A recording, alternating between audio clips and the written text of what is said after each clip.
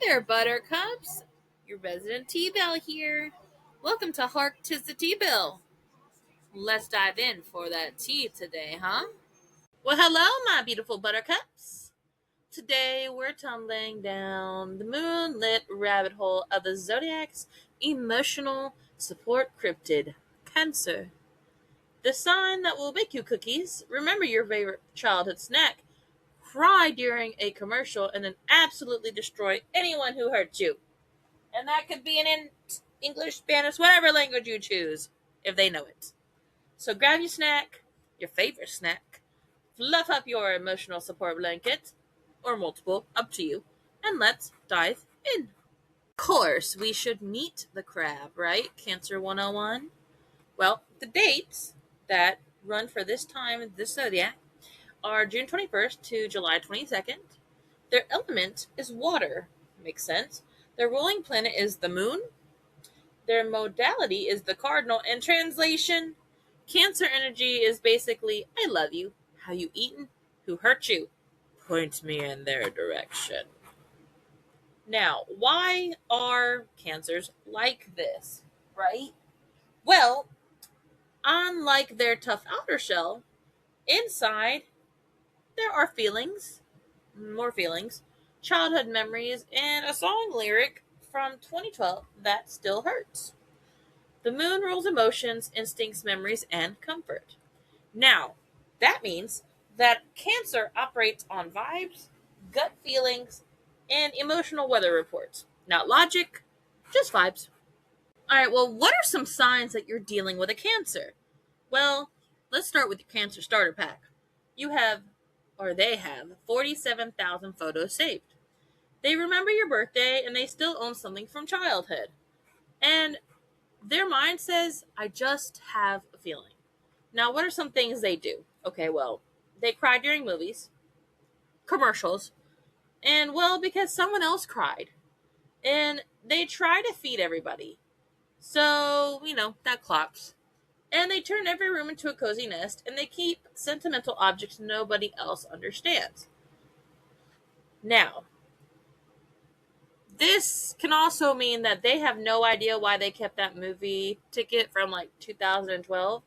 They refuse to throw it away. They know exactly where it is. They cry when they find it, and it's like they keep the emotional equivalent of shiny trash, right? But the question really here is, what completely ridiculous object would you rescue from a house fire? And honestly, I'm kind of curious, so Buttercups, tell me. Like, what is that completely ridiculous? I don't need that object that if there was a house fire, you would choose to save. Throw it in the comments or on the Facebook. Just let me know. I'd have to think on that one though, because I have lots of stuff I would like to save. Now, of course, Cancers don't simply date, okay? They adopt. So, what is their love language? Well, they're going to check on you. They're definitely going to feed you. They're going to take care of you. They're going to want to build a life together. And they're going to remember everything you've ever said. So, take that how you will, for better or for worse. Now, what do Cancers want? Well, they want loyalty, emotional safety. Ooh, I should not stutter on that word. Trust, commitment, and someone who texts back, i.e., do not ghost them. Okay? Now, what don't they want? Well, they don't want mixed signals. Don't play those emotional games. Definitely do not ghost them. Do not be emotionally unavailable. That sucks. And do not make them ask the question, where are we? Okay? That will drive them insane. Now, their love language translated, okay. So if they say, well, drive safe. This means, I love you so much, please don't die. In all caps, I'm sorry. Have you eaten? I have adopted you. Okay. Text me when you get home. My anxiety has selected you as a project. So, yes, please do those things, okay? Because they truly do care. I mean, obviously, there's a dark side that we'll discuss later, but that's the positive side of all of it. Now, that's a Cancer in love, guys. Buttercups. So, let's talk about a Cancer at home, okay? So, If a Cancer were to design a home, you might see candles everywhere, books, blankets, warm drinks, fresh baked treats, at least one spoiled pet, and it's really a cozy rainy day kind of energy, right? And their ideal evening is going to look like a favorite comfort show, snacks, and plenty of them, and blanket burrito mode activated. Just saying. Now, here's the thing. We know that there's a dark side to everything, right? There's a good, the bad, but then there's the funny. So here are some things that you could consider the funny side of Cancer. So things like a text message ending in with a period, that will be something they take personally. But I don't blame them because not a lot of people use that. Just saying. A friend saying K, not like okay, not K-A-Y, like the letter K. You know what that means. Being left on red. No, no, no, no, no. Someone forgetting a detail. A stranger being rude to a waiter. And we know that's true. Come on now, guys. Now, the internal monologue is going to be something like this. Everything's fine. Why did they say it like that? No, seriously. What did they mean by that? Should I make cookies? Now, here's the thing. Remember how we said Cancer remembers everything? Well, it's not always the most useful of things. It could be random things. Okay? So, for example, it could be the smell of a classroom from 1998. It could be what somebody wore during an argument in 2013. The exact menu from a first date. A compliment received 17 years ago. I wouldn't doubt it. But, buttercups. What's the weirdest thing your brain absolutely refuses to delete? The weird thing you remember and you're like, well, why do I remember that, but I can't remember why I walked into this room? Tell me. Share it with me. Let's go. Now, we know that there's an up and a down, right? And so let's look at the dark side of Cancer, though. This is where Cancer's villain origin stories could begin. And it's not what you're thinking. It's not anything terrible, even. Every sign has a breaking point that leads to their shadow side being, unleashed. And anyways, so here's Cancer's story, okay? Fine.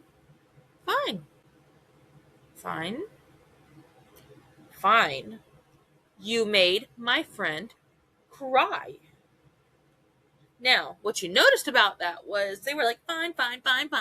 And then the villain origin story isn't even about themselves. It's about somebody they love, someone they care about. You don't make their friend cry. You don't make anybody they care about cry, regardless of why they care about them. Just say it. So, what tiny thing instantly activates the protective crab mode? Well, you could be rude to a waitstaff.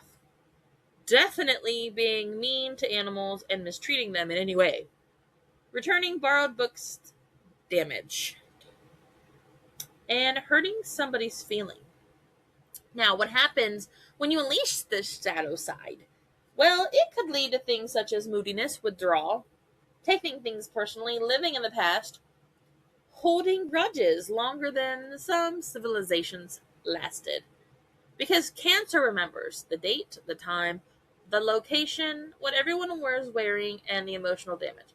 And honestly, you may find yourself in the middle of a battle with a Cancer who takes no prisoners. Okay? Just saying. Beware. And they won't forget, which means that they may play nice, but you don't ever cross them. But here's the thing. As much as their shadow side can take over, and where their villain stories really just originate because someone has hurt someone they care about, they do have some awesome superpowers. And some of those include having a deep intuition, being fiercely loyal, emotionally intelligent, having compassion, and being someone who can create safe spaces. making sure they're able to protect their loved ones, and they like making people feel at home, and they can do that. What the true gift here is that they make people feel seen. And that is a big thing because so many people cannot understand what it's like to be seen. Okay? Just saying. And that in itself is a superpower. Now, who are some famous cancers, right? Well, you might recognize these people because they are very, very popular. Tom Hanks, Meryl Streep, Selena Gomez, Princess Diana, and Robin Williams. What do you notice about that is similar to all of them? Well, the heart, the connection, the emotion, and the humanity. Okay, because each and every one of these people are have something to them that represents that without even having to question it. Now, have you ever watched a character and immediately thought, oh, honey, you are carrying everyone's emotional baggage and making soup about it? Well, congratulations. May have found a cancer-coded character.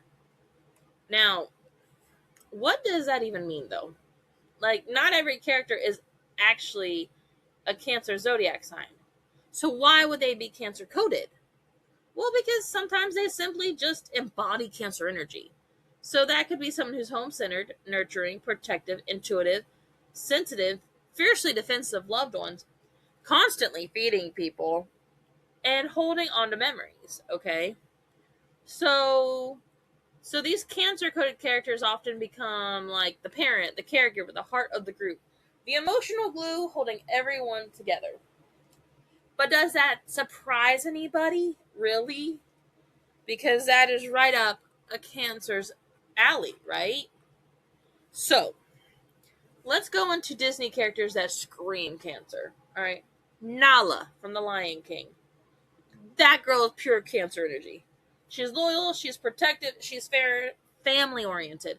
So when Simba runs away, that girl never stops caring. When Pride Rock needs help, she's going to step up. And the lesson here is that Cancers will protect the people you love, and you will drag them toward responsibility if necessary, because look at what she did. Just saying. Now, Queen Eleanor in Brave. This is a woman who is basically a Cancer with a crown, okay? First, it's a family. She loves her daughter fiercely, but she accidentally smothers her daughter because she loves her too much. And that is the most Cancer thing ever. Like, I'm only controlling you because I care. And that could be good or bad. But in her case, it was, yeah. Now, Anna from Frozen. She is side character, right? Because usually it's focused on Elsa. But Anna is very Cancer coded because she loves with her entire soul. She believes in family. And she literally will cross a frozen continent for someone she loves. And Anna's emotional strategy is to love harder. Okay? Now, Ariel's dad, King Triton, in Little Mermaid, hear me out. I got you. I know you're wondering. Cancer dads, well, they're absolutely a thing. They're protective, overprotective, really. They're extremely emotional. While pretending not to be emotional. And, I mean, they're going to be emotional anyways, right? But King Triton spends most of the movie worrying, stressing, and literally parenting badly because he's scared. That is peak Cancer behavior. Now, if we're going to look outside of Disney, well, there are still some amazing people that qualify. All right, so the first one we have to talk about is the Cancer Mother Supreme, Molly Weasley.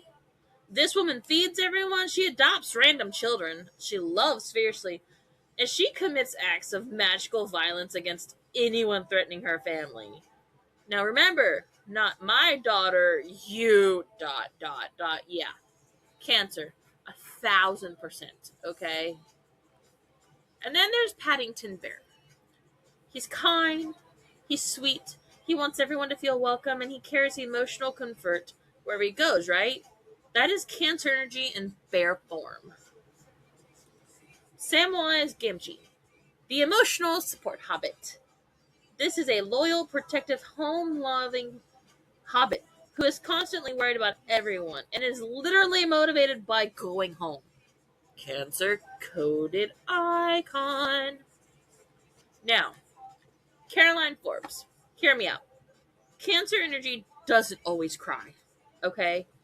Sometimes Cancer organizes. They plan everything, take care of everyone, create emotional stability, and go feral when loved ones are threatened. Absolutely. So, why do so many beloved fictional moms have Cancer energy, right? Well, we're going to talk about Molly Weasley again because this woman deserves two mentions based on everything she has done, okay? And then there's Mrs. Potts, from Beauty and the Beast. She gives advice, she encourages people, she makes everyone feel safe, and she's a basically emotional teen, literally. All right, we talked about Nala, but let's get on to Sarabi because she is strong, protective, patient, and she's quietly holding everything together. Cancer queens do not always cry. Sometimes they survive the most impossible situations, okay? And that's important to remember. Now, of course, I have to mention something about Jane Austen and who of her characters might secretly be Cancer coded. So let's get in with it. Because it's going to be fun, Buttercups. Because we all know that Austen loved emotional intelligence. So, of course, probably the most Cancer coded Austen heroine, Jane Bennet. Because this is a kind, gentle, compassionate soul who sees the best in everyone. And she gets hurt because she assumes good intentions. This biggest flaw here is because she loves people more than she protects herself. Very Cancer-like. And second on the list, absolutely Georgiana Darcy. Okay? And I know your Georgiana loving heart is already smiling because you know she's got this Cancer energy. She has sensitivity, loyalty, family devotion, shyness, and deep emotional wounds. Her greatest source of security is her brother. And her greatest fear is losing that security, i.e., her brother, very Cancer like. Okay? Now, then there's Colonel Brandon. Alright? He is the hidden Cancer king. He has quiet feelings, but he's loyal, devoted, protective, and has emotional depth. This man spends half the novel carrying emotional burdens for everyone around him. Cancer behavior at its best. Fanny Price. She is a walking Cancer moon. Okay? Sensitive, intuitive, home oriented, deeply emotional, and just a quiet observer, really. So, this is where everyone underestimates her. And Cancers get underestimated a lot. Okay? Now, who is the ultimate Austen Cancer, though, right? Honestly, it's a tie between Jane Bennet, Georgiana Darcy, and Colonel Brandon. Because each represents a different side of Cancer, okay? Jane is compassion, Georgiana is emotional vulnerability, and Brandon is, well, protective devotion. So it makes sense. They would all probably work well together, right? Now, Cancer Movie Hall of Fame, or, the secret Cancer movies. Here are some movies that feel very Cancer coded. The Lion King, actually my number one Disney movie choice. Little Women, Up, Moana, and You've Got Mail. Okay? So, Buttercups, I'm going to stop here real quick and ask you, which movie feels like a warm blanket to you? Let me know. I'm curious. But let's dive into the underneath of it all, because they all share some surprisingly Cancer coded themes, okay? Because they're all about home, aren't they? Like, there's not a physical house in all of them, but it's the search for like belonging, family, home, identity, connection, emotional security, memory, finding where your heart lives. Because every single one of them is going to ask, where do I belong? And honestly, every single one of these, Lion King, Little Women, Up, Moana, and You've Got Mail, they all end with essentially the same message. You can travel the world. You can lose everything. and you can somehow become new. But eventually you have to figure out where and with whom you belong. And that's peak Cancer energy. Okay? Like, let's look at The Lion King. Okay? The Lion King.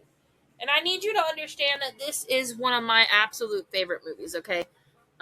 Apparently, fun fact for everybody, I wanted to watch this movie so much as a kid, I was told this, that I begged for hours, and then apparently within 5 minutes I was asleep.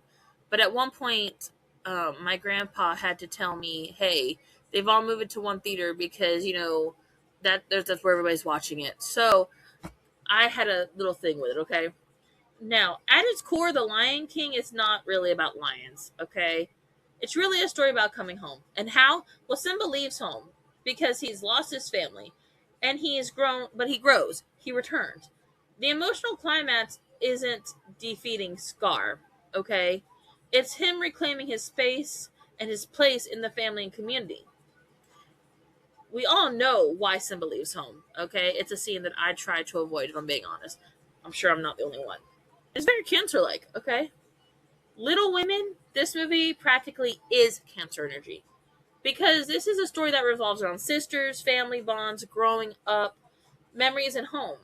The March house itself becomes a character. The emotional core isn't romance here, it's family. Now, let's go to Up. This movie punches everyone in the feelings, okay? Because what is Carl really searching for? He's not really looking for Paradise Falls or adventure or excitement. He's really just trying to hold on to love, home, memories, emotional connection. Because the house literally becomes a symbol of his heart. And Cancer symbolism is off the charts in this.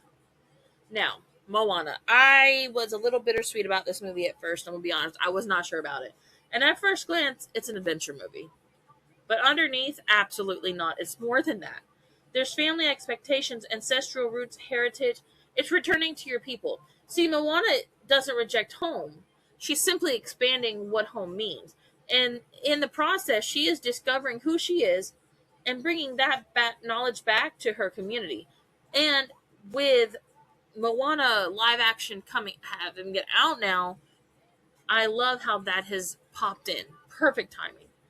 Although I do have to ask you, Buttercups, what is your opinion on cartoon versus live action? I'm curious.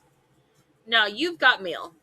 Y'all, this is another one that I've seen so many times. It's a comfort movie for me. And you think it's a romance. It's really not, though. Okay? It's not purely romantic. It's actually a story about connection. Because there's loneliness, there's community, familiarity, and finding your person, okay? Because if you've ever watched the movie, and I'm not going to give too much away if you haven't, but I'd be shocked if you hadn't, or at least heard of it, they get to know each other in a way that their significant others didn't get, right? And that little bookstore represents comfort and belonging. Joe and Kathleen fall in love partly because they create emotional safety for each other. They get to be who they truly are. They don't have to change who they are. They like each other for who they are because they don't see, like, it's not based on looks. It's not based on what I can do for you. It was based on their mutual feelings. And Cancer loves emotional safety, okay? Now, there is another shared theme that each and every one of these movies possess. You want to take a second to guess it? Okay, well, if you haven't guessed it, we're going to go and I'm going to go ahead and tell you. Grief and change. Because every single one of these stories contains loss in some way. Mufasa dies. That's the scene I avoid, by the way. The March family experiences multiple losses and transitions. Carl loses Ellie. Moana loses certainty and connection to her heritage. And Kathleen loses her beloved bookstore and a chapter of her life. Yet none of these stories stay in grief. They do not. They ask, how do we move forward while honoring what we loved? And y'all, that is one of the most Cancer questions imaginable, okay? Now, there is yet another thing that's interesting. Relationships matter more than the achievement. Think about it. Did you notice that the goal is never really winning or wealth or conquering, because it's not. The victories were all emotional. In The Lion King, the family is restored. In Little Women, the family is preserved. In Up, a heart is reopened. In Moana, a community is saved. And in You've Got Mail, love is found. The real treasure is always going to be people, not things. Okay, so look, the cancer villain problem. We already talked about where the villain origin story comes in for cancer. But here's the thing. Cancer villains aren't usually power hungry, and they don't really want to dominate the world, right? That's not their obsession. Most of the time, they're hurt, betrayed, protective, and acting from emotional wounds. So, like, example, Maleficent or Cersei Lannister. The question here is, when does protection become possession, right? And that's the thing that we have to remember in terms of, our villains. As promised, I'm going to go through that feral crab scale, okay? Because obviously I promised it and we have to have it, all right? Now, Buttercups, this is where you grab your scorecards, right? Because we are going to measure your cancer energy on a scale from 1 to 10 with a bonus.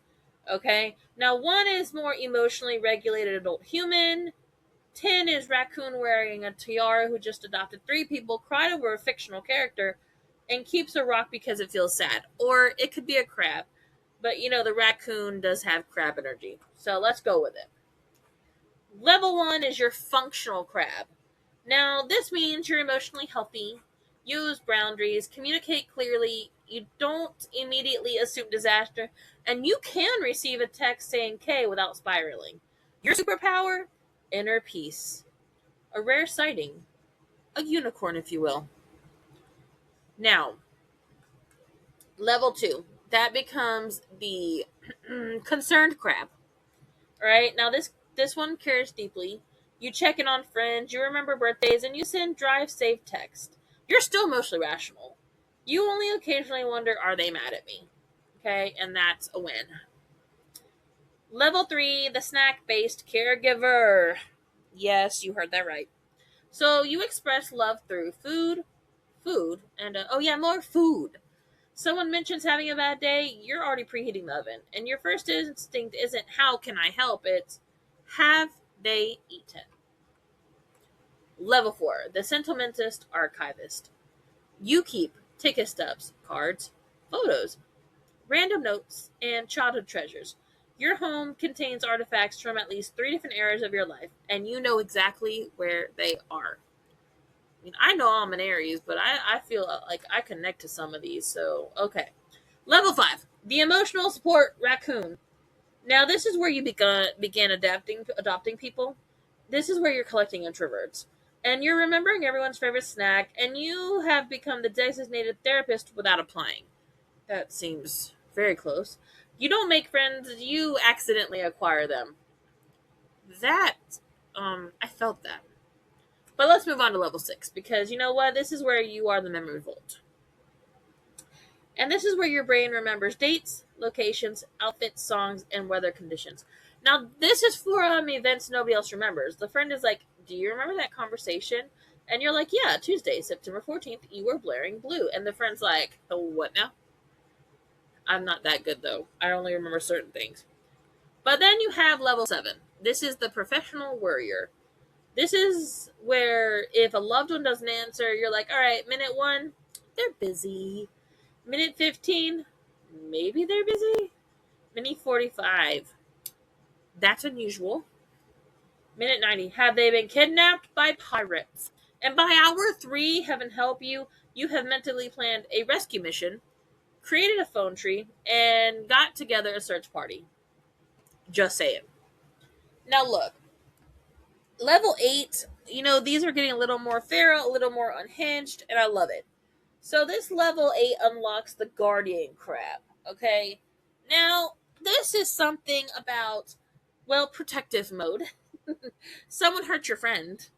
You become surprisingly intimidating, okay?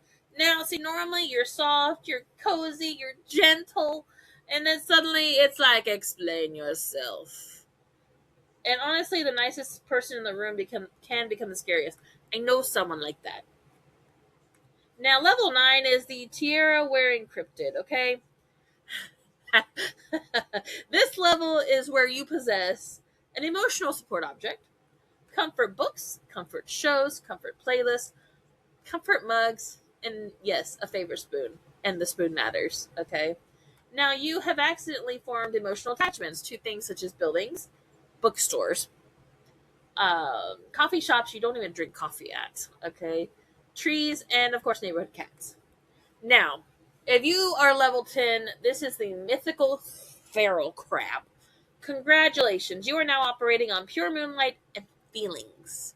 How do you know if you are this, though? Well, symptoms include crying over fictional characters, mourning fictional breakups, getting emotional over old photos, adopting every lonely person in a 10-mile radius, keeping sentimental rocks, talking to books, ooh, giving personalities to household projects, becoming emotionally attached to a restaurant booth. Does it just apply to the booth, or could that apply to a parking spot? Anyways, feeling personally responsible for everyone's happiness. And at this stage, you no longer own possessions. Your possessions own you. Okay, crap. Anyways, it's level 10.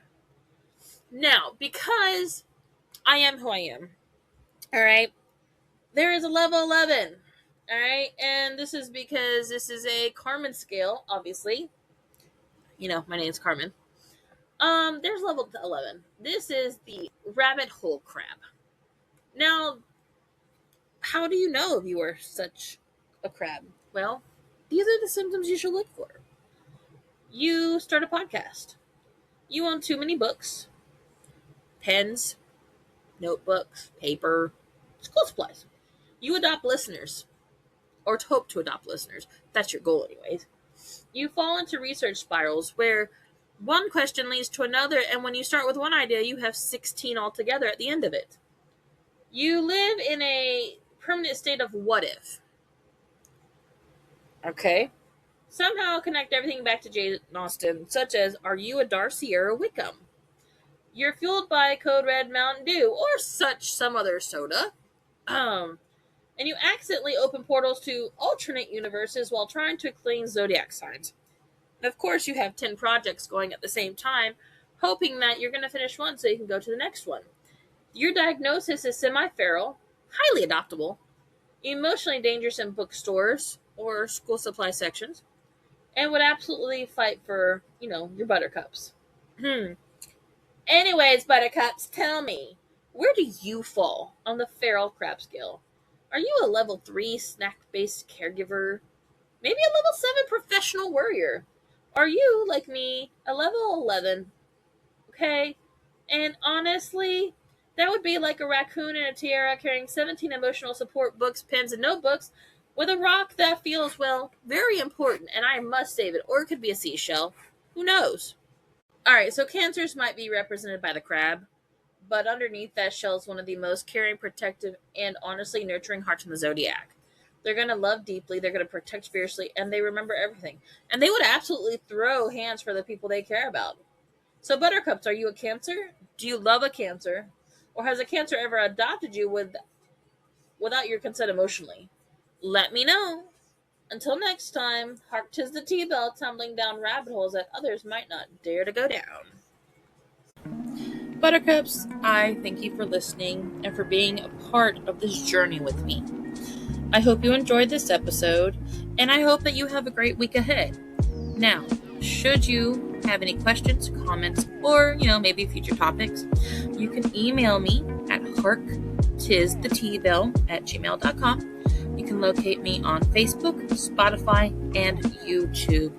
And please remember that this is a one-woman show. So, as we go on this journey together, you are growing as I grow. But until next time, buttercups,